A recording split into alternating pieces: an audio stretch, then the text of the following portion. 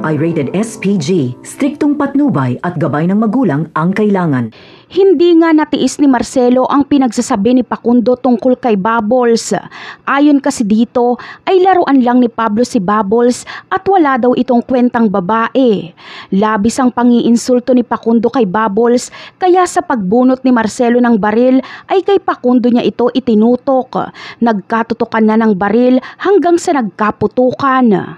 Binaril ni Marcelo si Facundo pero humarang si Juancho, kaya si Juancho ang namatay. Si Macasantos naman ay kumampi kay Marcelo pero si Madonna ay loyal kay Facundo.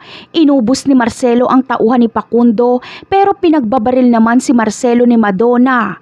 At sa galit ni Facundo sa pagkamatay ng anak niyang si Juancho ay binaril niya pa ang nakahandusay na katawan ni Marcelo.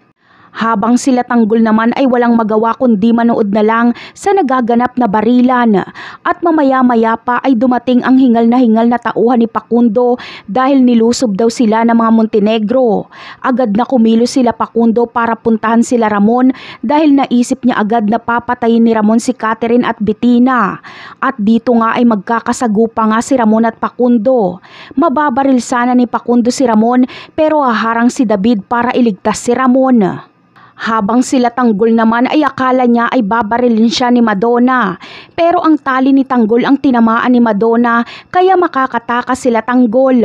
Bagamat kalaban ni Tanggol si Madonna pero ginawa ito ni Madonna para mabayaran niya ang utang niya kay Tanggol.